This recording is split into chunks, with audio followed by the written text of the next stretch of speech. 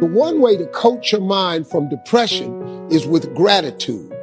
Every time I feel myself not starting to feel some kind of way, just take a paper and pencil out. Just start writing down everything you have to be grateful for. Whatever it is. Your health, you can walk, you can still see, you have a car, may not be the one you want. I have a place to live. I ate today. I see a way that I can eat tomorrow. I got a friend that I can call and share my troubles with. And just be real detailed with it. You would be stunned how long you'll be writing. Now, let me tell you what happens. Gratitude erases all negativity, because there's no room now for negativity. It's not a magic trick. Joy and depression cannot reside in the same space. Those two things cannot exist at the same time. Also, what it does, it changes your focus from what you don't have to what you do have. Gratitude changes your perception. Your perception changes your existence. That's all you're trying to do. That's all you're trying to do. After you've done that, here's what I want you to do. Write a list. After you make this list of everything you're grateful for, I want you to read this list every morning you wake up of everything you're grateful for. After you've thanked him for all this stuff, I want you to take another piece of paper out. I want you to write on this piece of paper everything you want. Everything you want. Now, what he gonna do is he gonna tie them two lists together. So now, since you showing me all this gratitude for what I've already done for you, remember I said the more grateful you are, the more stuff he'll give you to be grateful for? Yeah. He gonna take this other list you got, and he gonna start putting it on this side. Then he gonna take some more stuff and gonna put on this side. He'll take some more stuff and put on this side. I'm telling you. Let me tell y'all something. If y'all don't think that works, I wish you would try it. Listen to me. I have no other explanation for my life. I do it every single day. And you know what he does? Slowly but surely, he takes this list and he starts taking items and putting it on the grateful list. He has done it for me like that for years and years and years. He did it for me without education. He did it for me when I lost my mom and daddy, my brother, my best friend. He did it for me when they canceled my TV shows. He keeps taking stuff off my want list and putting it on my grateful for list.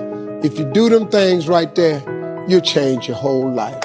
You concentrate on what you have, you will always end up having more, even if it's just $2. If you focus on what you don't have, you will never, ever, ever have enough.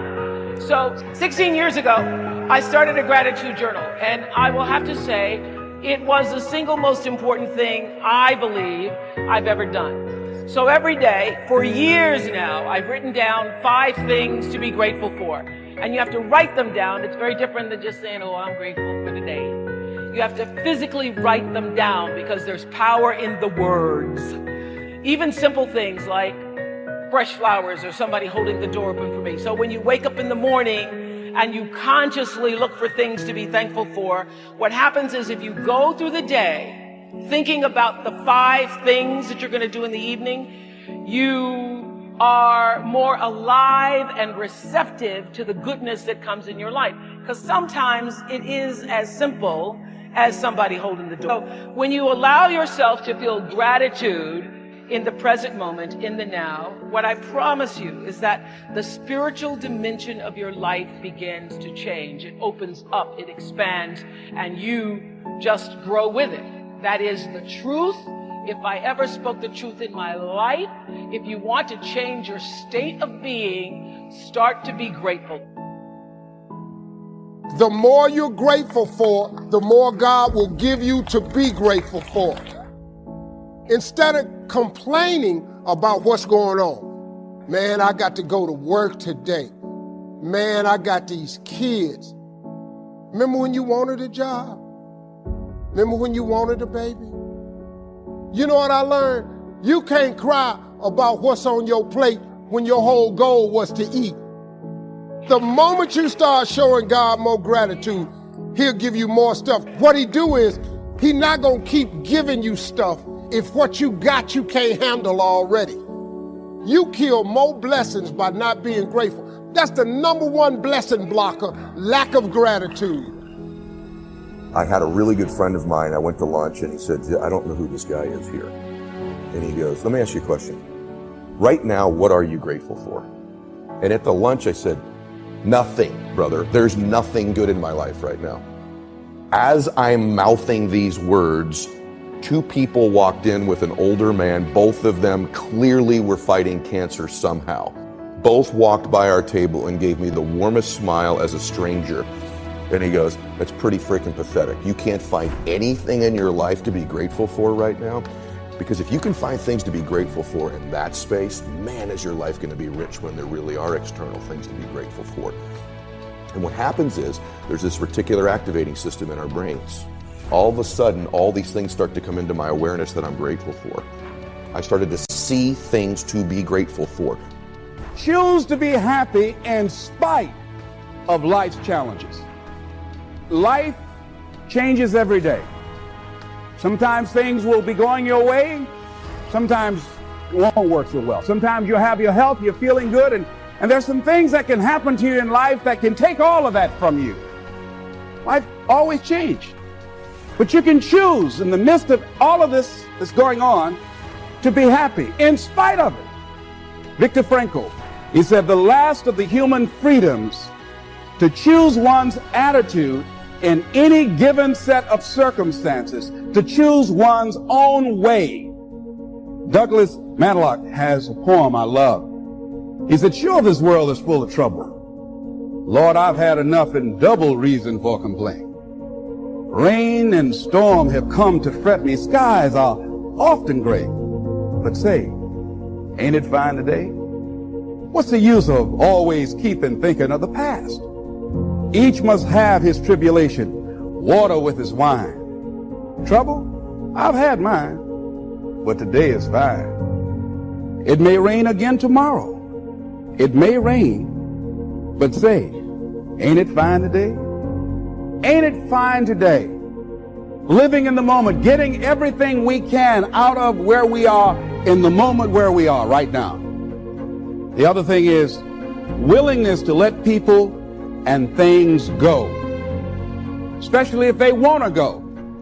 When they're no longer good for you, just let them go. Just to hold on tenaciously really doesn't make really good sense, all right? Next thing is face the truth about life and deal with it.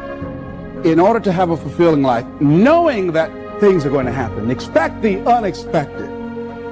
Everything that happens, use it for your upliftment. What can I get from this? How did I end up here? What's the blessing in this for me? And don't let it go until you get your blessing out of it, because there's a blessing there.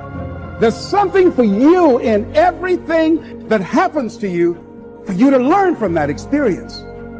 Analyze it, dissect it, take it apart, and then get what you need from that and move on. Here's something I encourage you to do.